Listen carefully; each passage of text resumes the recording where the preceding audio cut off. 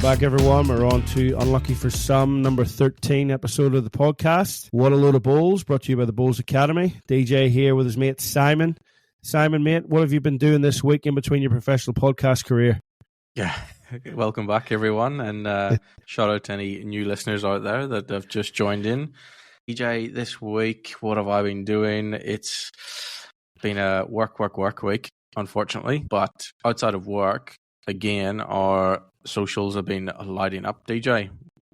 A few questions on the social media, and I think that question from previous weeks we had is still comments are flying in on that rule change question. So that's still lingering around like a bad smell, is it? It definitely is, yes. So I don't know, maybe your input on the podcast maybe keeps it rolling a little bit more, that people are adding their comments in there. So yeah, it's still going.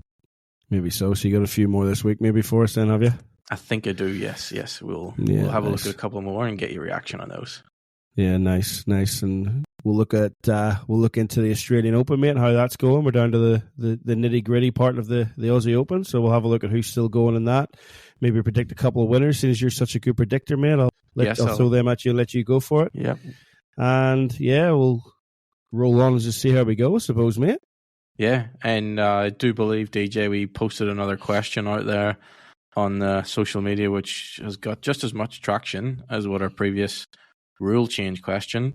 So we're going to have a look at that and have a little debate and start off a new segment we're going to look into in terms of who is the GOAT or the greatest of all time within lawn bowls. So yeah, obviously that got a lot of people commenting as well in terms of different players from all over, different countries, Northern Hemisphere, Southern Hemisphere. Quite a lot to compare against, really. And yeah, we'll look into that and we'll have detail. A little segment every week, folks. So this week we'll start off with one country and sort of have a little short list of players from that one country, and yeah, we'll look at a different country each week. All right, mate, back onto these rule things. You haven't given me any heads up as to what you're throwing at me this week. What have you got for me? What rule changes were out there that you want me to pass judgment on from the previous question? Okay, so one of them, DJ, was mentioned quite a lot of times that we got to do away with tight bowls. So there has to be a minimum bias. And I believe there is a minimum bias because there's a master bowl that all new bowls manufactured have to pass by. So there is a minimum bias. But is that minimum bias too tight? Yeah, it's an age-old question, that one too, I suppose, isn't it? It's gradually just got tighter and tighter over the year. I can't remember the last time it was actually tightened or how long it's been sitting at this level, but I for one, certainly would like to see it made a bit wider on a personal level. I think it adds a bit more skill to the game, having those wide bias bowls, especially where we find ourselves out here. It also would help the greenkeepers out immensely. The narrower your bowl, the more chance you have of finding these little undulations in the grain. You know, there's no big bias to take you over any crevices or anything that you might find yourself in the grain. I just think it would help them out massively too, because like you'll get somebody who'll whinge about how narrow a hand is now or it's bumpy and stuff. And if you get them to play the same hand with one of the old school bowls, an old Dunlop or something, it turns lovely. Yep. You know, so it would help the game. It would take a few whingers out of the game that tend to get beat and blame the surface and blame the bowls. It's never their fault. Hang on, are you saying there's whingers in our game, DJ? There's whingers and bowls? A little bit. Yeah, no, I'd agree with you there. There's a few keyboard Karens out this week on a few posts. This foot fault rule, mate. Unbelievable. Yep. You try to enjoy some nice photographs from the Australian Open, you just get foot fault. Anyway, we spoke about that last week, so go back to our previous week's podcast, folks, and you'll hear our thoughts on that foot fault rule. So but yeah, back to tight bowls. I think I'd like to see the master bowl widen, mate. I think it's needed. I don't know how much you would do it by, but I think I'd like to see it widen a little bit. And look, our manufacturers out there, it just gives them a chance to bring out a couple of more models, and sell a few more bowls. So I can see them up in arms against that kind of decision with DJ. And I think a lot of the decision nearly comes from consultation with the manufacturers, and they control it a bit. Like, I can't say that for definite, but I'd imagine they have a fair say into it because they're the ones that are selling and making money from the game. But yeah, if I'm a rule maker, wider master bowl. Yeah, I'd agree with that one. So moving on, DJ, next one. we could actually wear any footwear on the green. That's obviously flat footwear. That they don't have to be approved bowling footwear. What do you think of that one, DJ? There needs to be some sort of limit to it. Otherwise, you're going to have somebody out there with golf shoes on. Somebody would do it. There would be somebody silly enough, I reckon, to put on some sort of spike sole so they grip better when they put their front foot down. Yeah. No, there needs to be some sort of limit on it. It's a lot. I could see where that conjectures come from because it sort of got laxed over the last few years. And there's definitely people just wearing. I think it sort of came from like when we never seen Asics in the market when we were back at home. You know, Asics are in the market now, and they're not a fully flat sole, but there's no grip there. Yep. You know, it's not like just a full 100%. The sole is just all one and flat. They've got just a design on it, I suppose. There's only really there's no real purpose to it, I wouldn't think. It's just a design to it. Yeah. But that then has led to other people go, well, he's wearing Asics. I can buy them at Foot Locker or wherever you want to buy it from, and Athlete's Foot, and I can just walk out and play out those. And we do have people doing that. And then there was some confusion with Puma coming into the market. Have you seen all that? Yeah. So they approved some shoes, and then they approved some shoes. People have gone out and bought them, and now they've pulled them back in. Now they're saying that they're not legal, and people have got so long to transfer out of that. And it's just, it's a messy one too. Man. It's one of those messy ones. But yeah, I wouldn't say just make it a free for all. There needs to be more of a clamp down on these are the only ones you can have, and that needs to be enforced at club level too. Like we're probably guilty of it as administrators at club level of not going out there and saying, "Oh, look, you can't wear those shoes." Like I like to see that it's flat and there's no grip on it, to be honest. But yeah, there maybe needs to be that. Yeah, there needs to be something brought back in about that, I think. Yeah, I think you can have as you say, a free for all in terms of any footwear goes. There needs to be some sort of minimum standard in terms of the footwear, because we need to keep our greens in the best condition we can. Yeah, that's it. If you've got people with certain soles that they're using, then that can just make more work for clubs and greenkeepers and things like that. So absolutely. Yeah, I think especially a minimum standard definitely needs to be there, and maybe it's just that there needs to be more of a choice on the market, DJ, in terms of footwear. And yeah, perhaps to maybe help with that situation.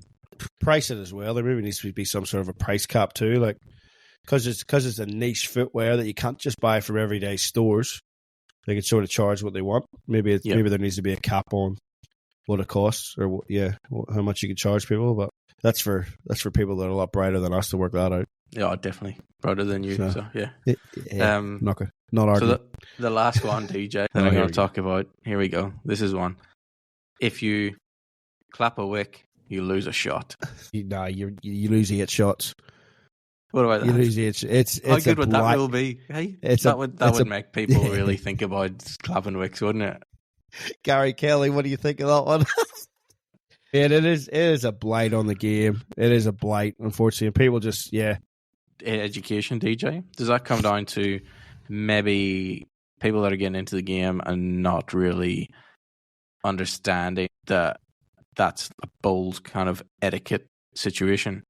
It's not written in rules. It's not a rule. It's an etiquette. It's not a rule. It's an etiquette. So I think it comes from an education point of view that people that might be newish to the game, or they might not understand that. Maybe they don't get pulled up on it enough. You know, people just continue on doing it. Yeah, the hard part is too, if you get that wick against me and you clap it and I whinge about it, I'm deemed to be only whinging because you got the shot off me. Yes. I suppose it comes down to that, so people don't speak up. Like, man, I'm going to be controversial here. Did you notice much of this problem growing up? That's a good question, DJ. I did not notice as much of a problem in this playing at home as what I do in Australia, unfortunately. There's a competitive. You think about it. If you want to argue, go ahead. But think about it. I don't recall, like we played at a high level at home, and you never seen it. You never seen it. The odd person would say it. Out here, there's a lot more of it. There's a lot more competitive nature out here, I feel. And I think sometimes people let that get in the way, and that's where it comes from. It's not always necessarily coming from a bad spot. As you said, there's a bit more education around etiquette that's needed. If I hear any of our guys doing a club championship and they're pulled up on it straight away, you don't do that. You don't clap a wick. One that got me the other week at the men's state pennant finals, and I'm guilty of having a whack at somebody from a club in Sydney. My skipper in the last end turned the ball in for the shot, which actually turned the opposition's balls in for the shot, which ended up being the winning ball of the game. They lost by 1. Yeah. And the second on the other rink from that Sydney club clapped it and cheered it and then got an absolute tongue lashing. Rightly that so. Is, absolutely. That is wrong, and it is something that is big time wrong in the game. And there needs, I don't know how you write a rule around it, but yeah, you should not be allowed to clap any wicks, eh? Like you should, it's terrible. There needs to be, as you said, education around that. People need to be called up on it. You don't do it. I'm not saying you need a groveling apology. Yeah. I acknowledge you were fortunate. Is it DJ from a different level of play? So therefore, at, like, I know, playing Platinum Pennants, you're poking and prodding here. Nobody calls wicks. Nobody claps wicks, right? But as you fade down those grades, it's a common issue from grade 5 and below in New South Wales. It's a common issue. Anyone that does it at the club tends to be in those lower social grades than playing at the high level. The high level ones acknowledge it a bit more. That's fortunate. I shouldn't have done that. But when the standard drops off, they're not playing the ultimate ball all the time. They're just happy to get the result. So that's probably where it comes from. But you can't. It's definitely one thing that you would like to see cut out of the game is that cheering luck. Yes. That's a good way to phrase it. Cheering luck. Yeah. It is unfortunate that our game can be determined or decided on those lucky moments, which is why people keep saying it'll probably never be in the Olympics. It's one thing holding it back, because you could be playing the men's gold medal match, and you could go for a drive to drive the shot ball out, and it could come out the side of your hand, hit a ball that was on the edge of the rink, come back across, hit another tight ball, straighten up and take the shot ball out and win it, and that's not a good shot. No. So that's one thing that you'd like to see cut out. But it is part of the game too. But the etiquette around it needs to be more prominent. Yep, totally agree. Is that all you're hitting me with this week? That's it, right? That's it. Yep. Yeah, right enough. We'll leave it there. Okay, DJ. So moving on to what would be our new segment that we're going to run with for the next few weeks. Mm-hmm. We posed another question on our social media, which we spoke about at the intro there. The question was, who is the GOAT in lawn bowls? So GOAT being the greatest of all time. So we're going to discuss who the GOAT is. Now, for your listeners out there, we have to have some sort of criteria, much to say, that we kind of look at different players. So DJ, what was the sort of criteria that we've come up with that we're going to assess players against to come up with this GOAT in lawn bowls? Yeah, well, the big thing, I suppose, is obviously wins on the board, medals at the big events. Okay, so you're looking at your World Championships, your Commonwealth Games, and your World Indoors. Those in the Southern Hemisphere and the Northern Hemisphere get to play in all the time. Yeah. Obviously, some people in the Southern Hemisphere have had success at Asia Pacific.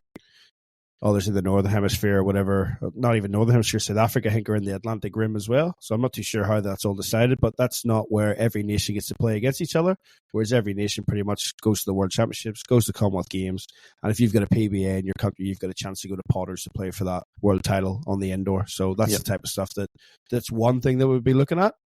Probably another thing we'll look at, mate, is the different generations and the eras. Like, it's hard to compare someone that played in the 70s, 80s to someone that's playing now in the 2020s. Yes. But we will look at that, obviously, that's where the medals and stuff come into it. And obviously, is there a standard difference from then to now? Is one era harder? Is one era easier? Yep. A lot has changed, obviously, in the game since the 60s right through to now. So that's another thing we'll have to look at. Probably, that longevity, DJ, within bowls. Like, they've done it over decades and maybe surpassed some of those eras and went through different eras. If some of those players that we might speak about have proven their longevity and battled through different up and coming players over the years. Yeah, so, and also where did they have their success? You know, did the Southern Hemispheres have success in the North? Did the North have more success in the South? Has someone been able to do it across both? Because that's where, as we spoke about previously, like the greens and conditions are very, very different from country to country. So is there someone that's been able to do it in all circumstances, all conditions, all greens? Is there someone maybe that is regarded as one of the best around, but maybe hasn't been able to do it in another country? Yep. Different things like that. So I'd like to look into that. And as you sort of said, mate, I'd like to do this. Everyone's give their opinion there on the social medias. I'd like to go through this probably a bit in depth, a little bit deeper anyway. Maybe talk about some names that people might not be familiar with, but go through country to countries without offending anyone. I think there's probably 7 main countries. Yes. Yep. Which would be seven main bowling nations would be Scotland, Ireland, Wales, England, South Africa, New Zealand, Australia, and then obviously we know there's plenty from Malaysia and Canada and things like that there. We can classify them in the rest of the world category. I just have a look over the next few weeks over who's good, both men and women, where we can, and who's done what. So I just thought this week, mate, we would tee off with Bonnie Scotland. Bonnie Scotland, yep. Bonnie Scotland. And it was good to see you've addressed that, although the listeners can't see it. You've got your kilt on this week, mate. Yep.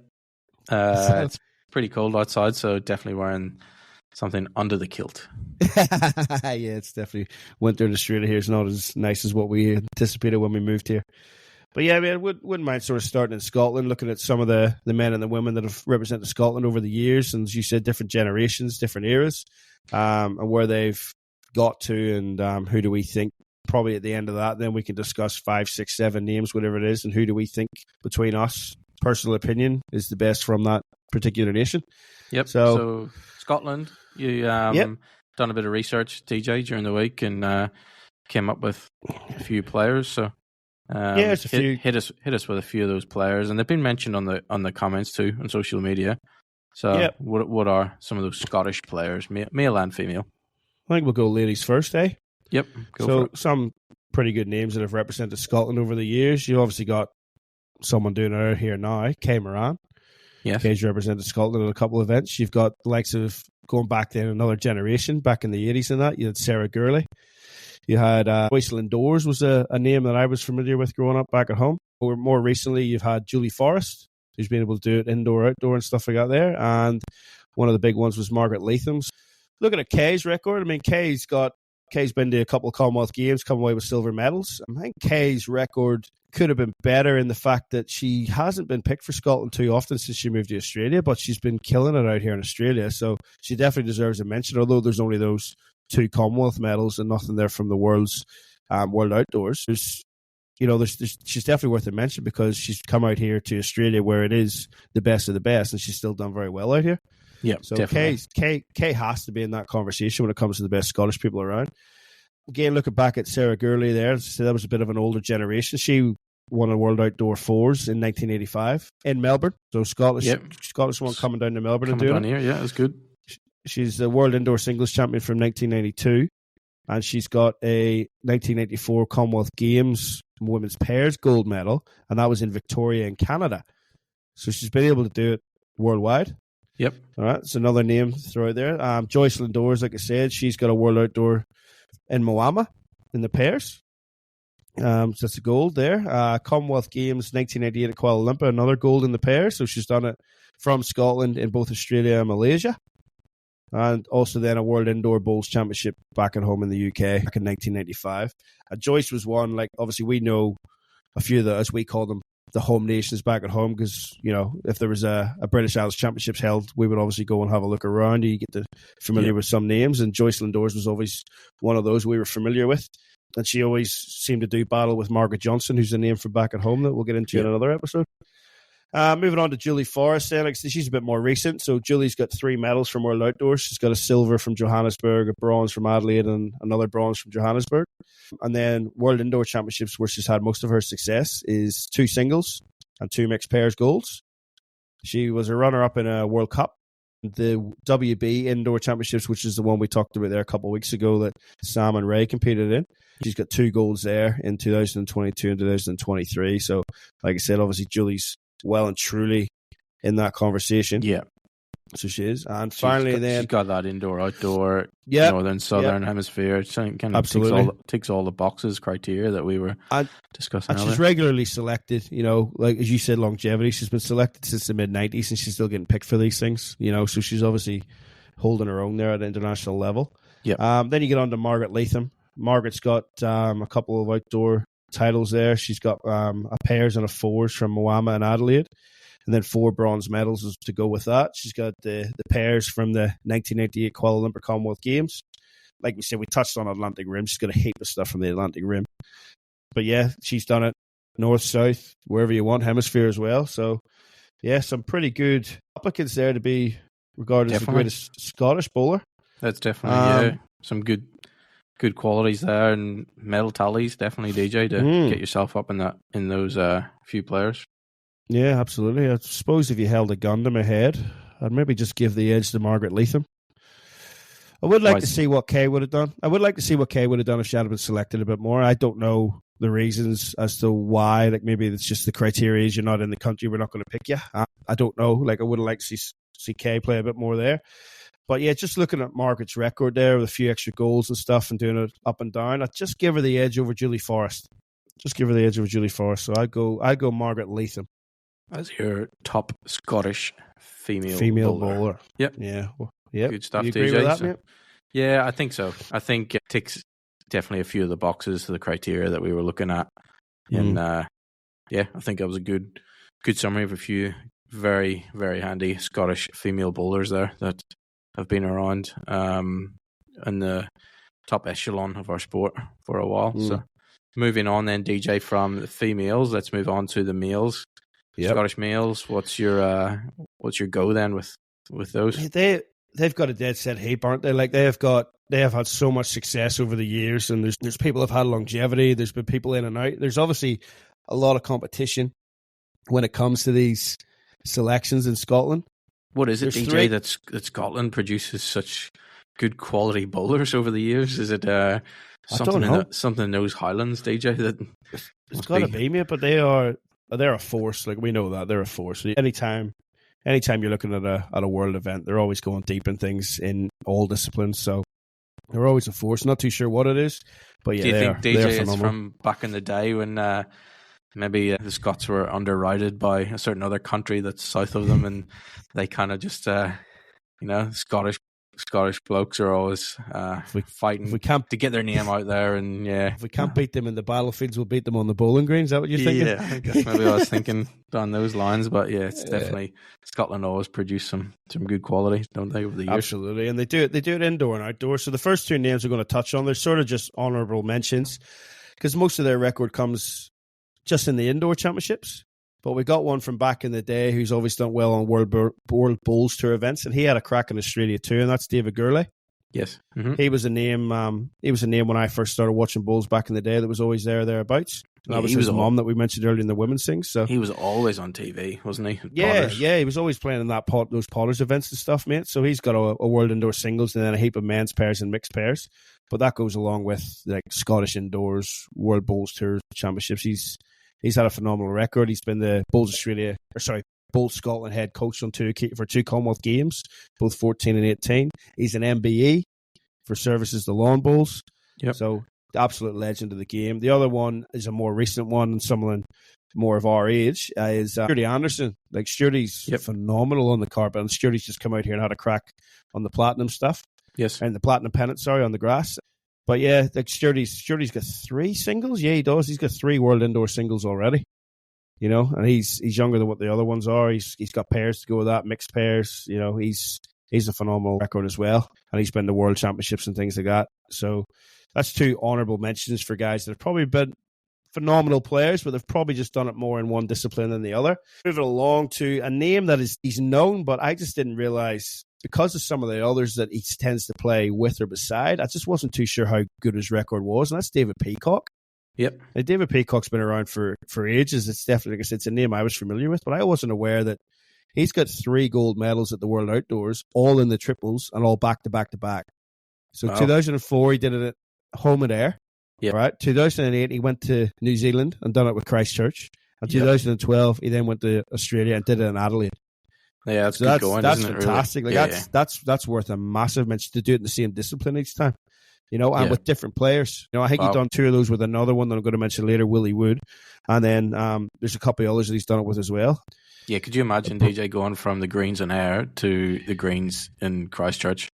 Like, I know. Such a difference that would be to then continue to compete, not only compete, but win, like be the best against all the other nations. Like, that's good going. No, phenomenal. And then obviously Commonwealth Games gold medal for David as well at Glasgow in the men's fours. So definitely he's well and truly up there. In fact, I've probably got him just off the podium. Maybe. Okay. Yep. We'll see. Next one I want to move on to then, very well-known name, Paul Foster. Yes. Been around for a long time. Pretty much wins everywhere he goes. Phenomenal indoor record. Yeah. Unbelievable indoor record. What I counted about 13 gold medals at the World Indoor Championships across all the disciplines. I think 5 of those are the singles. Only battered by one player called Alex Marshall. But he's got only the 1 gold outdoor in the World Championships, which I was a bit surprised with. He's only got the 1 gold there. He's got a couple of bronzes and a couple of silvers. Well, I say only. Only. I'd give him a left arm for that. Absolutely. Listen to this amateur podcaster flipping running down Paul Foster. Anyway, that's not what it's intended to be. Give my left arm, DJ, just to compete. Never mind win a medal. Oh yeah, mate. Commonwealth Games, a bit more success. 4 gold medals, a silver and a bronze, and 2 of those coming in pairs and 2 of those coming in fours. And he obviously forms a very formidable partnership with Alex Marshall, where he's done all that with. So absolutely, like, the list just goes on and on for Paul Foster. Has to be in that conversation. Another one that I've heard the name banded around a fair bit from some of the guys that have played at that level. Not one that I was massively familiar with. I didn't realize just how good he was. Is Richard Corsi. Yes, that's Jeremy's comments quite a lot. Yep. Yeah, Jeremy's one that's always said to me, anytime I spoke to Jeremy about who's the best you played against, Corsi comes in there. When you go back and look at his record, unbelievable. He's probably the next one after David Brandt that started to do things indoor on a regular basis. Like he won the World Indoor Singles 89, 91, 93, and then he was runner-up in 94. So he won 3 in pretty quick succession. Then runner-up again in 95. So there you go. World Indoor Singles finalist 3 years in a row. He'd done it 5 years from 89 through to 95. So that's awesome. A couple of gold medals indoor too. In the pairs. And then obviously World Outdoor as well. He's got a gold from the pairs, a silver from the pairs in 92 and then 96. And then Commonwealth Games, he was the singles representative for Scotland for a while, which we all know that's the blue ribbon event. Usually if you're the best player around, you're getting picked in that. So for him to be picked there, it was at least 3 in a row because he's medalled 3 in a row. He's gone bronze in 86, bronze in 90, and gold in 94. And he would have been very, very young in 86. Yeah, he was only 20 years of age. Quick maths. How's your maths 20 years of age. He would have been one of the youngest. In fact, he's probably youngest one to make the final. I dare say if we look that up, he'd be 20 years of age when he first made the final in the Commonwealth Games. He's one then that sort of, he hasn't really pushed on to be in the professional category, I suppose. Like you see the likes of Alex and Paul playing all the time, everywhere, all over the country. Richard hasn't done that. He seems to have gone more down an administration type of path. Like he was the chairman of the PBA when the World Bowls Tour founded back in 1987. He's also an MBE. And that was back in 1999. So he's been an MBE for a long time. He's in the Scottish Sports Hall of Fame. So one name that's maybe not familiar, especially with the people down here, but it's definitely one that I've heard a fair bit. And now that I've looked into it, he deserves. I've got him on the podium. I'm nipping him. He hasn't got the medals that Paul's got, but I'm nipping him just ahead of Paul. Yeah, okay. So this is me talking about Pauls if we're mates. Paul Foster, first name basis. Yeah. Moving on then, DJ. This is your final one then. Two more. You got 2. Okay, let's go. I do, and it's 2 generational ones, but guys that have had a lot of longevity. One of the big ones. He's 86 years of age now and still kicking. Yep. Willie Wood. There'd be a lot of people in Australia that would not know who Willie Wood is. Who is Willie Wood, DJ? Maybe the most recent ones, but back in the day they would have, because he used to come down and play in that Jack High stuff that they used to have. Mm-hmm. But like Willie Wood's he's just a legend of the game. Like, been to how many World Outdoor Championships? He's got 1, 2, 3, 4, 5. He's got about 8 golds there. Yep. Bronzes, silvers. It's almost like if he goes to an event, he medals. Commonwealth Games, he's been to like 9 of them. It's ridiculous. I think he holds the record for how many Commonwealth Games he's been to, and he's the oldest ever selected. So he's at the 2010 Commonwealth Games. He was still competing in 2010, DJ. It's 2010. He didn't retire from internationals until 2011 when he was 73 years of age.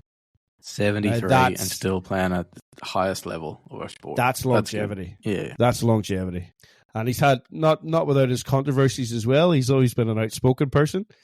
He actually got left out of the Commonwealth Games 1 year too because of that type of thing. Otherwise, he would have had one more to his name. But you cannot have a worldwide GOAT conversation without having Willie Wood in there, as far as I'm concerned. And it's there for all to see. And just phenomenal player. Like, to be still playing at that level at 72 years of age just shows what our sport can do.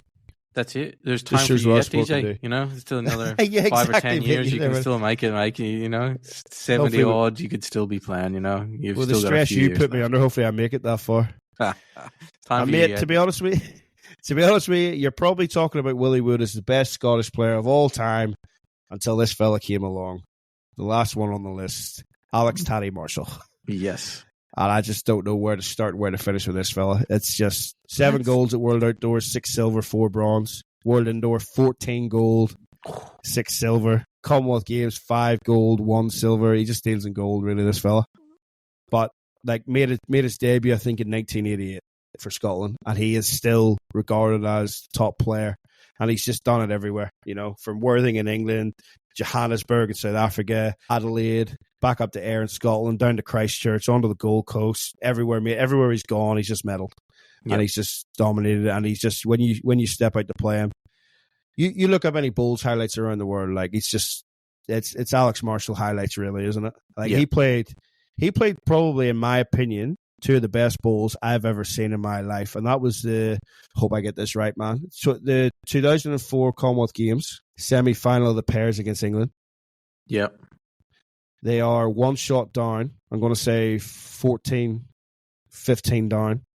Playing the last end. He draws a front toucher, side toucher to win the game. It was just, and turn around and give it the big yo-ho to the English crowd. Yo-ho to the crowd, yes. Yeah, everyone's seen that photo. Yep. But if you watch the Bulls, I'm not saying I condone that particular action, but if you watch the 2 Bulls previous to that, you'll understand why he's fired up. I mean, the 2 best Bulls I've ever seen, back to back, under the circumstances, unbelievable.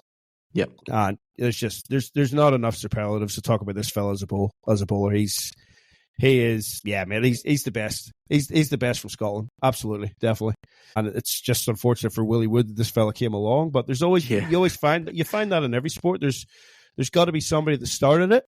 There's got to be a phenomenal talent that started it, and then that's someone then that everyone looks up to and aspires to.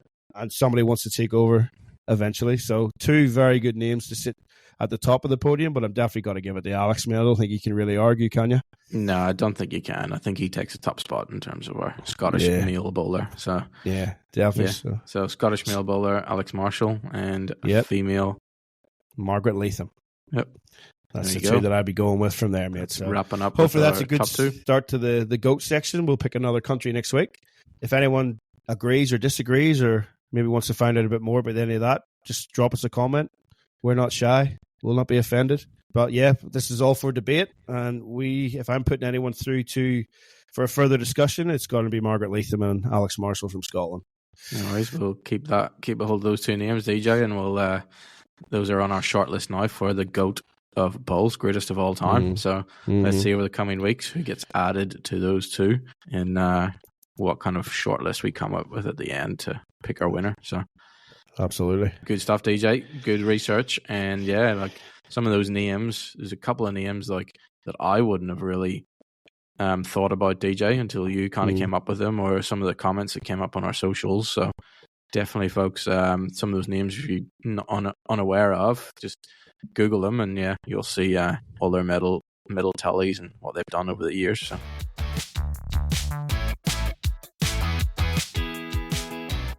All right, mate, on to probably around the greens. Australian Open, down to the nitty-gritty. Yes. So I'll throw a few draws out here to you. I'll focus. Look, mate, there's 1,000 events on at the Aussie Open. Yeah. And let's just drop that back to. We'll look at the men's and the singles and pairs and the women's singles and pairs. Yep. And what stage they're down to and who you think's going to win. All right, mate. Okay. You're asking me to predict then. Mate, you keep telling me how good you are predicting, so I'll let you predict these ones as well. Righto. Women's pairs. At the time of recording, they are at the quarterfinal stage. Okay. Now, get ready, mate. There's some heavy names about to be dropped here. Okay. All right. Team 1, you got Lindsay Clark and Kelsey Cotterill up against Ellen Fife and Christina Christic. Ooh, that's a good game. Quarterfinal. The winner of that game will play the winner of Chloe Stewart and Caitlin Inch, and Deb Saunders and Hayley Packer. Wow. So that's quality there, DJ. That is. All right, moving on. Next one, Olivia Cartwright and Laura Butler. And up against Lynn Maloney and Gil Pudney. Sorry, the glasses aren't working here. Yeah. And dropping down to the bottom game then, you've got Taylor Bruce, current Women's World Singles Champion, and Jessie Cattell. Yes. Up against Genevieve Delves and Natasha Van Elden. Are you brave enough? Or are you going to go sit on the fence? The two girls at the bottom of the draw, Natasha and Genevieve. I think they'll make the final. Yeah. The bottom half of that draw. Top half of that draw, I reckon. I'm going to go. Was it Lindsay Clark's playing with? Lindsay with Kelsey. Kelsey, yes. I'm going to go with Ellen Christina together, which is, as we know, Commonwealth Games. Commonwealth Games combination. I'm going to go with the top pair and the bottom pair will make it through to the final. That'll be your final. You're going Lindsay. So you're going Kelsey Cottrell skipping against Natasha Van Elden in the pair final. Yep. Who wins it? I'm not going that early yet, DJ. Let's just see if I make our final series. So yeah, I reckon. I'll go. You pick the finalists, right? Whoever scores the most shots out of those teams will win it. Good on you, DJ. Yeah, man, I'm bound to get one right sooner or later. Right, stick with no, we'll go to the men's now. We'll go back to the men's, and we'll go to the men's pairs, and it's actually down to the final, buddy. Ooh. So it is down to the final. I'll give you the quarterfinal lineups. Right, we had Cohen Liffin and Cody Packer got an 18-13 shot win over Ben Hubber and Barry Lester. Yep. Flynn O'Shaughnessy. Now that's a Celtic name. No way. One. That's an Irish name. And Nathan Rice got a 20-17 shot victory over Jacob Nelson and Kane Nelson. All right, so Nathan went on to play against Cody. That's the two skippers, and Nathan got the better of that one, 22-10, which has put Nathan Rice and Flynn O'Shaughnessy into the top half final into the final from the top half of the draw. Yep. Okay. Bottom half of the draw quarterfinals. Josh Marshall and Cody Marshall up against Corey Wedlock and Gary Kelly. Gary and Corey got the better there, 21-8. In the other game, Sean Baker and Sean Ingham. Yep. Up against Joey Clark and Jack McShane, the teenagers from New South Wales. Yep. Jack McShane 20-6. That then put Jack and Joey up against Gary and Corey. Yep. 19-7 was the score in favour of Jack McShane and Joey Clark. Wow. That gives you that final then of, as we said, Flynn O'Shaughnessy. I'm going to say that forever. That's brilliant. Flynn O'Shaughnessy and Nathan Rice against Joey Clark and Jack McShane in the final of the men's Aussie Open pairs to be played Thursday at 11:30. And I believe that should probably be on Fox Sports, that one. Righto. I'll back young Jack McShane, DJ. Unfortunately, I've been on the wrong side of Jack McShane over the last few months. So, yeah, I think he is definitely a quality up-and-coming young guy in New South Wales and probably within Australia. So, I'm going to say he's going to take out the parish title. Bit of a circuit breaker for Jack's career there. Hey, if he can get that one over the line. I think. Yep. Probably one that's been unlucky not to be in that New South Wales Open side, but maybe they're just holding it back a bit. Still only pretty young, but he's probably one that's done something over the last couple of years, could maybe warrant a trial. But it'll come. Definitely will. It's just time. Right, back to the ladies then, and we're on to the ladies' semi-finals of the singles. Okay, Laura Butler, who's also in the quarterfinal of the pairs, she comes up against Sharon Kavanagh. So Laura's from Western Australia and Sharon's from South Australia. Okay, that's the one semi-final, and the other semi-final is Dawn Heyman from St John's Park in New South Wales against Kelsey Cottrell of Queensland. Oh, that's a pretty hot semi-final there, DJ. Dawn Heyman, we spoke about her in previous podcasts. She just cleaned up at the New South Wales State Championships and basically won every event apart from one. So I think it's her year, DJ. She's going to take out that title, I believe. That's my prediction. Well, okay, so them girls play Wednesday at 11:45, both semi-finals. And then they go back at Thursday at 2 p.m. for the final. So you're going Dawn Heyman all the way. Yep. Big call. Righto. Hope for your sake Kelsey's not listening. Okay, the men's singles then. They are down to the quarterfinal stages, and these games will be played Wednesday at 2:30 p.m. Okay. top game. Adam McKeown. Yep. Or as they like to say here in Australia, Adam McKeown. Against Corey Wedlock. Yep. All right. Next game, Aaron Sheriff. Are you familiar with Aaron's work? I think I recognise him. Yeah. Recognise that name, yeah. He's up against Cody Packer. Okay, yep. Then we've got Carl Healy and Aaron Tees. And then we've got Cohen Litfin and Ben Drummond. It's the final quarter-final, mate. Some big names left there, DJ. That's I told you there's some heavy names coming, mate. Some heavy names, and that man's, well, pick a final out of that. Right, so you got McKeown against Wedlock. You got Sheriff against Packer. Who's playing each other in the semi-final there? I'm going to go our fellow countryman, DJ. I'm going to go McKeown and Sheriff will be from that half. Righto. And you got Carl Healy against Teasy. Yep. And then you've got Cohen Litfin against Ben Drummond. I'm going to go Cohen Litfin will play Teasy. That's my other one. Righto. You going to pick the semis now? You've put McKeown against Sheriff and you've put Tees against Litfin. Or you want to stop there? Nah, we're going to stop there, DJ. No, I'm not Mystic Meg. I'll go a few predictions, but right. Yeah. So that, like I said, Wednesday 2:30, those games will be played. They'll come back at 8:30 on Thursday morning for the semis, and then the final will be at Broadbeach Bowling Club on Friday at 2 p.m. Again, that should be available on Fox. I'm not too sure exactly when Fox are coming in, but yeah, they'll start to film the latter stages of that. Obviously, there's a few other events going on, but we could be here all night looking at all that, so we'll leave it there. For Around the Greens, just a bit of a touch on the Australian Open. So come back next week, find out who the winners were. Yep, and see just how accurate Simon was with his predictions. Yeah, hopefully if I get a few predictions right, a few players might thank me for sticking their names out there in the mix and getting them through. We might see if we can get a few of those players on the podcast, DJ. What about that?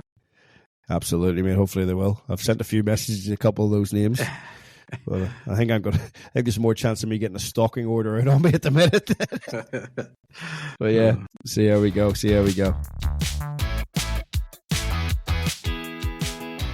Okay, DJ, so bringing it to a conclusion for this weekend, we're just going to briefly tell the listeners maybe what's coming up next week. I believe, DJ, one of your sides has got off to state pennant finals, New South Wales state pennant finals, grade 1. Yep. We're going to do a little bit of an interview with you, DJ, in terms of how your club, your team, is going to prepare for those state finals. So not necessarily from a player playing point of view, more from an administration, club, management kind of interview, and maybe give the listeners out there a bit of insight into some of the things that you guys are going to do for the players, or how you're going to run. Obviously, you're taking a group of players away, so maybe the ins and outs of the administration behind that, and how to make it run a bit smoothly, and also to get the best out of your players, because ultimately that's what you want, isn't it? Over that weekend is to come back with the big W and a win and a state flag. So let's see what your preparations are going to be, and hopefully get the boys G'd up and all ready to bring home a state flag to the mighty Maitland City. That's it, mate. Not much happening this weekend, but next weekend it'll all go again for the state pennant finals, as you say, grades 1 to 7. Just us little battlers as compared to you platinum pennant superstars, but we get our crack at it next. So, mate, yeah, by all means, we'll have that chat next week. You know me, I'm an open book. So, yeah, we'll not divulge any of your team secrets, but we'll look into preparations and administration of your team, and maybe some what we're looking for, tips and insights into some good management of teams.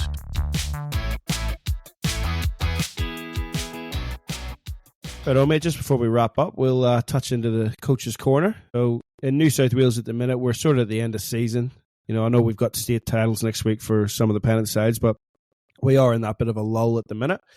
What things or what advice are you giving to players that find themselves in that bit of a lull but need to keep polishing up on technique and things like that there for the new season coming up? Yeah, DJ, look, it's been a good few weeks since I've threw some bowls down, so I've had a bit of a break, and looking towards start of the new season, which is July. New season starts in July here in New South Wales. So I've got some regional qualifiers for state championships coming up. So our zone qualifiers for pairs will be the first one. Myself, I'll be getting down to the green, hopefully, and starting to go back to a bit of basics, DJ. Bit of not just throwing bowls down, but a bit of purposeful practice. Kind of let's get that delivery ingrained and the little tweaks out of your delivery or anything that might have crept in over the weeks of maybe not playing bowls. So I think purposeful practice, definitely get down and try and score how you're practicing. So that's the purposeful side of it. And get some targets out there. And funny enough, DJ, I actually have some new product coming out, which will be some purposeful practice targets. So anyway, keep your eyes out on our website for those being launched. So they are more or less half jacks, DJ, that you can set down, create some gates, some targets, a few different colors, and it just helps to put a bit of variety into your practice. How many times, DJ, over the years, when you've been practicing, you've chucked a few jacks out for targets, but on the first bowl, when you hit the jack, all of a sudden your target's gone. So have you had that problem? I didn't think you'd have had that problem. I've had that problem. But yeah, no, you're 100% right, mate. And they, I know back in the day they brought out the flappy paddles and stuff like that there that you can buy, and you just put them into the green and stuff. Sometimes, but they can get dislodged and things. That's it. So yeah, the half jacks is definitely an interesting one, and it's something that Michael Beaumont's actually brought in at Maitland City since he's joined. We got the half tennis balls cut up in the similar. Yeah, not too bad. They are just that little bit bigger, I think, for the target. So yeah, definitely the products you've got coming out look pretty good, mate. And I'm looking forward to getting my sample whenever they come out. Definitely, I'll send one up your way, DJ, because I know you need some purposeful practice, especially in your backhand runners. I'm not one. I'll own up. I am not one for drills. I have never been one for drills. I just go out there, and as long as everything's feeling pretty good, like I've had. Maybe DJ, that's why you haven't made the top 5 GOAT of Irish bowlers then. I think we haven't got there yet. I know you're definitely not on that short list, DJ, so that's not fair. I'll Who's doing this research? Send you up some purposeful practice targets, and maybe I'll come up with it, DJ, and hand give it to you, so then I can get you on the green and show you a few things that you can. We'll do a couple of videos, a couple of challenges to put up on the social medias, mate. That might be a good one to do. That would be a good one. But just back on, I mean, I'm not one. I've never been one for drills. For instance, I was out there practicing today. I probably had about 45 minutes by myself, just rolling with 2 bowls. The purpose of that was I'm leading next week when it comes to state finals. I just want to draw 2 bowls to the jack. You don't get that third one to correct. You don't get that fourth one. Just doing it that way. Altering the length every time. I'll stick on one hand for the first half of the practice. I'll go forehand up, backhand back. Then I'll switch over to the same on the other side. So you're adapting to the narrow side and the wide side. I've never been one to use all the techniques in the drills. I just haven't. It's just never really worked for me. I see the benefit of it, and we encourage people that way. But yeah, it's never one thing that I've particularly done. Yeah, I suppose this time of year too, as you said, you got to dust up on those things. It's people need a break too, but like they do. It's a pretty heavy season here, especially at the top level. Like they're playing out all the time. Hey, you need to get those breaks when you can. But as you said, like you guys have only just finished there a couple of weeks ago. We're going to play next week. New season starts on the 1st of July. Then you're straight into your regional championships and stuff, man. I'm sure you'll be looking to knock off a couple of those, seeing as you've been shortlisted for the Zone 13 Bowler of the Year. Did see that, DJ, then, did you? Yeah, I did see that, mate, because you screenshot it and you sent it to me. But yes, we did see that, mate. That's pretty well done for you. So well done. Let's see how we go. Presentation is mid-July, so we'll see. You're on some nice company on there, mate. But we'll see how we go. That's it. So all good, buddy. All the best with that. I think on that note, buddy, we'll finish up for this week. Sounds good, DJ. Come back next week with a bit of a chat, as you said, around state pennant, how to prepare for things off the green around that. We'll have another GOAT debate. We'll pick another country and go from there. Maybe list a top 5 or something like we've done this week. Yeah, mate, just keep enjoying ourselves.